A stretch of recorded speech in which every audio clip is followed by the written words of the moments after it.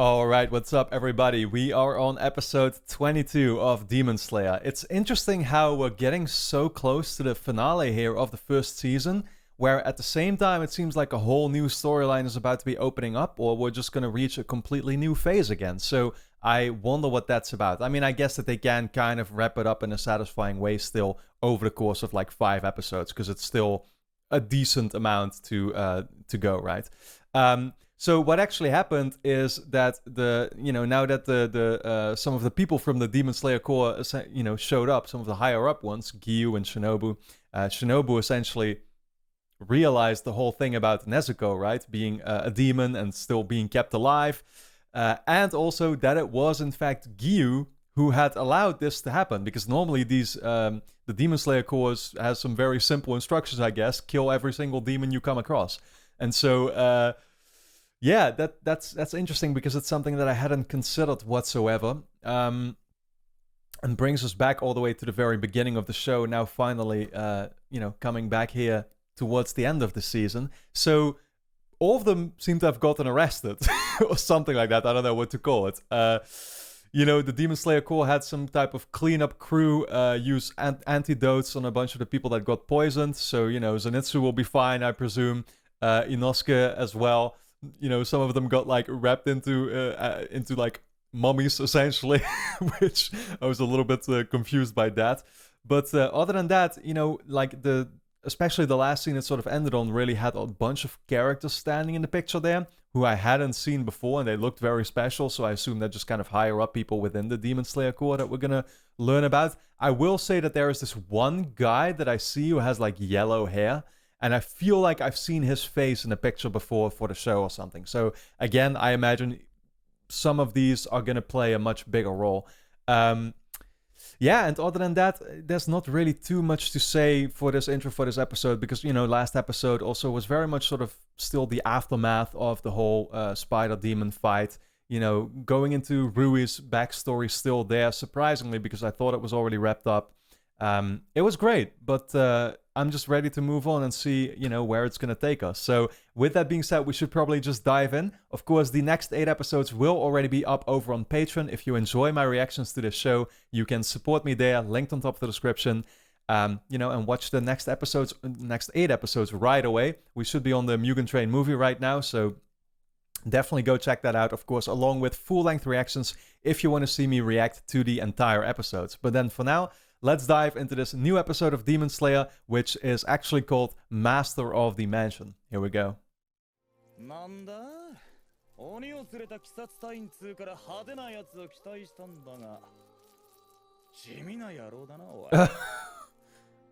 Yeah, flamboyant isn't really a way to describe his character.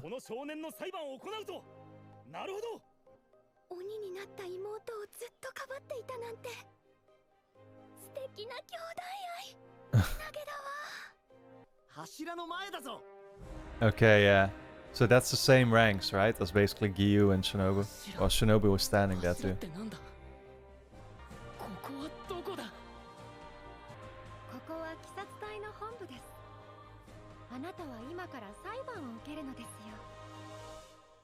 I can't imagine what kind of trial this is gonna be again.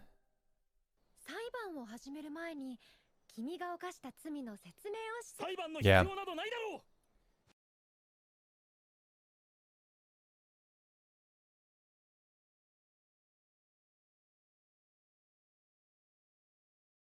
God, okay. He doesn't even feel like he needs a trial because he just wants to kill him right away. You gotta love the color palette on all these guys, man. Yeah, she is much more caring, clearly.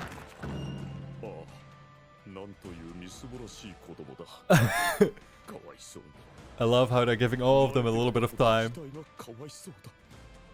for us to understand what that kind of thought process usually is like, I guess. That guy was just like off topic.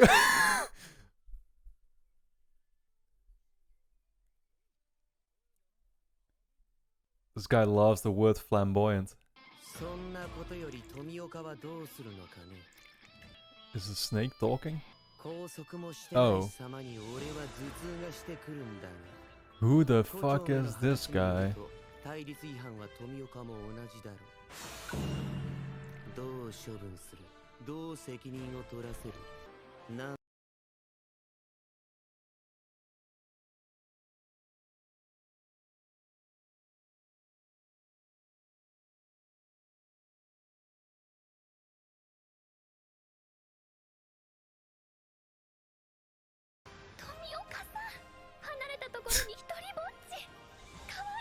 Oh my god. This girl already.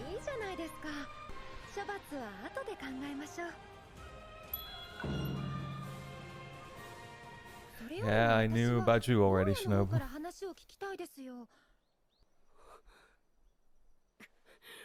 俺の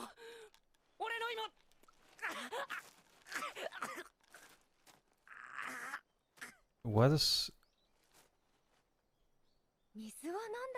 Okay, okay, okay. He just needs some water. You sure that's water though? Probably. 鎮痛薬が入っているため楽になります。では、かまど炭治郎くん。鬼は俺の妹なんです。俺が家を留守にしている時に襲われ、帰ったらみんな死んでいて、妹は鬼になったけど、 Okay, okay, 人を食ったこと okay. はないんです。今までもこれからも We're gonna be revisiting some 人 scenes. を傷つけることは絶対にしません。そもそも身内ならかばって当たり前。 Yeah, that makes sense. 信用できない。俺は信用しない。 But she definitely is different from all the other ones. 早くこの哀れな子供を殺して解き放ってあげよう。人を食ってないこと、これからも食わないこと。口先だけでなくド派手に証明してみせろ。God damn, can I stop using this word? なんだっけあの鳥。 This guy is still dealing with a completely different problem for sure. 親方様がこのことを把握してないとは思えないです。いらっしゃるまでとりあえず待った方が。妹は俺と一緒に戦います。鬼殺隊として人を守るために戦えるんです。 Yeah, okay, he wants to have her join too or おい something. おい、なんだか面白いことになってるな。鬼を連れたバカ隊員ってのはそいつかい？ What? Okay. 一体全体どういうつもりだ？ Is this the same guy that we saw already? どうか箱を手放してくださいませ。 I'm not sure if it was. I don't think it was, but I remember the scars. But he didn't even have this hair or something, did he? 珍しいわね。かっこいいわ。 Could be a completely different character, I don't know. 勝手なことをしないでください。 It's all going very fast right now. We're seeing a lot of people, so... そんなことやな。ありえねえんだよ、バカが。 I think it is this guy, though. Oh, shit. 柱だろうがなんだろうが許さない。 I remember his eyes, and they... そうか、よかったな。やめろ。もうすぐ親方様がいらっしゃるぞ。 Oh, yeah, that master guy. I definitely want to know more about him, too. Holy shit, just headbutted him. This girl is something else, man. 善良な鬼と悪い鬼の区別もつかないなら、柱なんてやめてしまえ。 Do any of them even feel like there are good demons, though? 親方様の Oh, no. Not them again. Oh, God, here he is. Oh, wow. What are those scars? Is it just like burnt, or what is it? 親方様のおなりです。顔ぶれが変わらずに半年に一度の中合会議を迎えられたこと嬉しく思うよ。Semi-annual? いや、病気か。 Oh, he thinks he's sick? Is that全く反応できなかった。 what his face is about?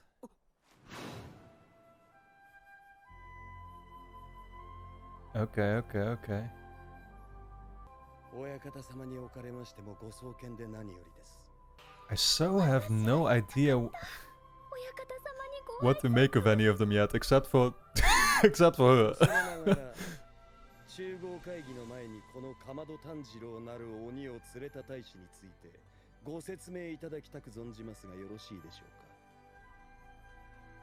か。 Is he gonna spare him? そうだったのにすごいきちんと喋り出したぞ。炭治郎と禰豆子のことは私が容認していた。そしてみんなにも認めてほしいと思っている。 What does that mean, sanctioned? Like allowed? たとえ親方様の願いであっても私は承知しかねる。俺も派手に反対する。鬼を連れた鬼殺隊員など認められない。すべて親方様の望むまま従います。僕はどちらでもすぐに忘れるので。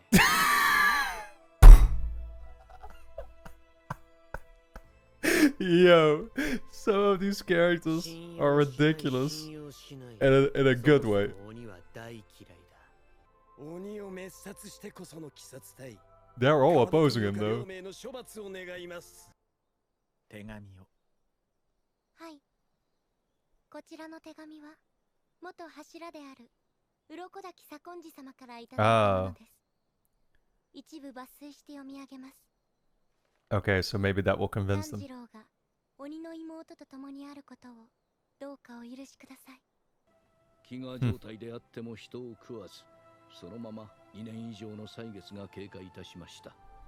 にわかには信じがたい状況ですが、紛れもない事実です。 Yep. もしも禰豆子が人に He can share the 襲いかかった facts. 場合は、かまど炭治郎をお呼び。鱗滝左近寺富岡義勇が腹を切って Wait, isn't that like suicide? I'm pretty sure seppuku is like suicide, right?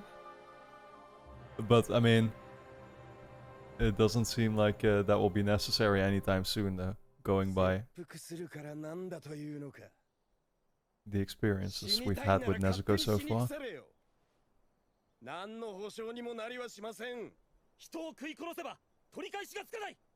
確かにそうだね。では Interesting how they're all still opposing.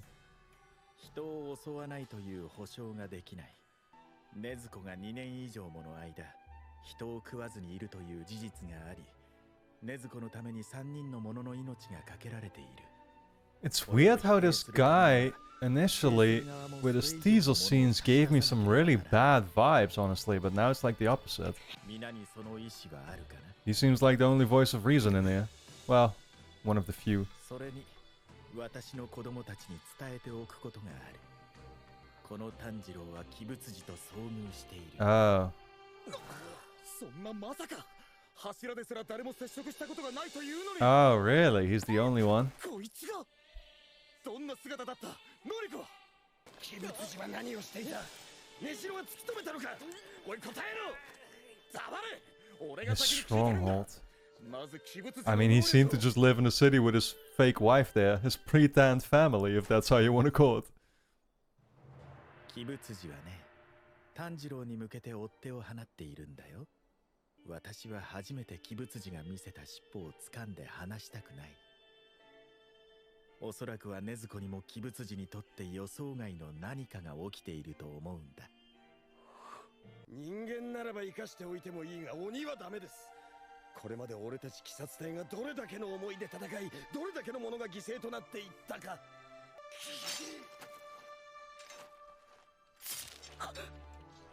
お庭が汚れるじゃない。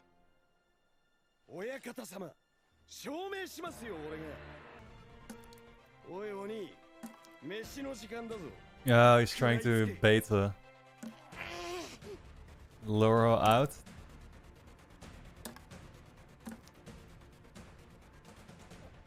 Yeah, the question is, what is she gonna do? 死なず川、日向ではダメだ。日陰に行かねば鬼は出てこない。Yeah, fair point as well. 親方様、失礼。捕まつる。 I mean, makes sense that they would have to test her in every way imaginable if they're gonna do this. I can't blame them. 出てこい鬼。 Yeah, I don't know about this though.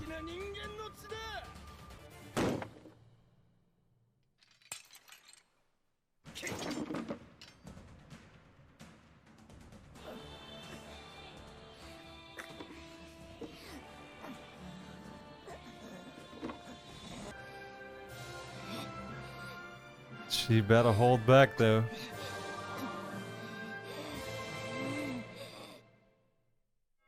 Okay, well, we won't even see what happens. Yeah, that was great. I got some real, Council of Elrond vibes from the Lord of the Rings, basically. This was like the Demon Slayer equivalent, and I'm a huge Lord of the Rings fan, so like this episode in general just like gave me, like, I don't know, it made me, think of that particular scene a lot. But I gotta say, there's not a whole lot to say about this episode because I feel like it was just a huge introduction also to a bunch of characters who no doubt will be playing a much bigger role later on. It's just that right now, like, we got introduced to a bunch of them all at the same time, right? And so I don't even, like, remember their names yet. I didn't even necessarily learn much about the personality of each one of them individually. Although I think it did do a relatively good job of, like, establishing sort of the core of it for some of them. So, for example, there's that girl who's, like, super caring, I guess, and, like, emotionally, emotional and sort of like seems to obsess over certain people or something a lot, and always looks for like or is always impressed by them, I guess. There's that one character who literally like seems to be living in a different world. I don't know what the hell is up with him, but that was quite funny. Some more rash ones, I guess. There's the dude who keeps using the word flamboyant. So I don't know, all of them had something about them once again, and it was done so well. At the same time, we see how they're all kind of fighting, of course, over, I guess, what to do with Nezuko, right? And it makes a lot of sense. I was actually a little bit surprised how the leader, he came forward here and we finally got to see his face in its full glory or something, right? And he has this, like, weird markings on the top of his face, which I don't know what that's about necessarily. And, I think Tanjiro, what did he say? Was he, like, speculating that it could be that he was sick or something? Like, I was surprised by the fact that he seemed very, protective over Tanjiro and Nezuko. And, like, I guess it was just because of the letter that he received from Mr. Urokodaki and stuff. Because, I'm not gonna lie, but in some of the teasers that we saw of him in previous episodes, he had given me very different vibes. And I didn't quite trust him. And, like, I mean, I don't know if that was warranted. Because it does seem like the story of Demon Slayer is relatively black and white. It's humans versus the demons, right? And so it really is kind of as simple as that, with Muzan in particular, of course, being the real enemy, and then all the other demons actually aren't necessarily bad people. It's just they turn into demons, right? And so I was wondering if, like, that could be something at play eventually, that, like, oh, it turns out that this Demon Slayer leader guy is, like, somehow in on it too, or I don't know. I mean, maybe he's working together with Muzan or something, right? Like, I automatically think in those type of directions, even though I'm not necessarily sure if that's warranted, like I said.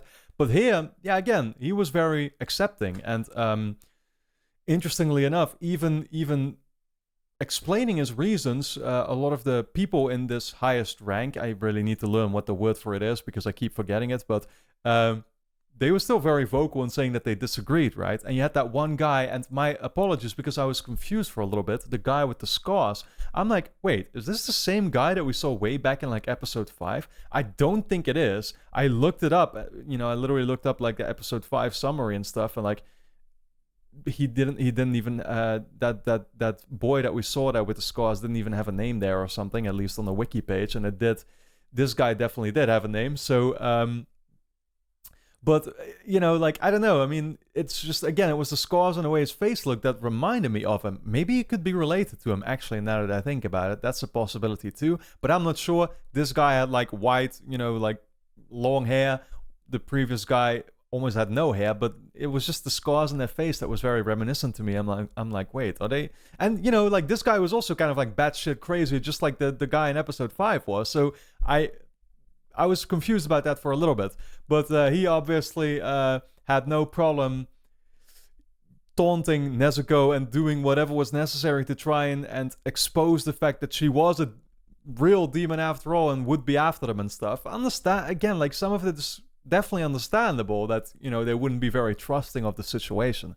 But the question is, of course, what's going to come out of it, and I assume Nezuko will, of course, be kept alive, and they will go along with the original suggestion that Mr. Urokodaki had given of, like, okay, let's just keep her alive and see if there's something we can learn from her or something, right? Or if there's a way we can find a cure or something like that. And you'll have Gyu and Tanjiro to testify for it, and they will essentially commit suicide the moment that Nezuko goes out of her way to actually do any damage. So, yeah, all in all, again, I thought it was a fantastic episode that definitely went a little bit fast, but again, it's sort of just like establishing a bunch of characters, and I'm sure that later on it'll take a bit more time to fully explore each one of them individually so that I will get a much better sense of who they actually are. Still, I enjoyed the sort of first impression look that we got out of all of them here. So I hope you all enjoyed my reaction to it. Of course, let me know your thoughts in the comments. The next 8 episodes will already be up over on Patreon right now. That means we will be, well on the way with the Mugen Train movie. So go check that out. Linked on top of the description, of course, along with full-length reactions if you want to see me watch these entire episodes. Yeah, and then with that being said, thank you all for tuning in, and I look forward to seeing you back in the next episode.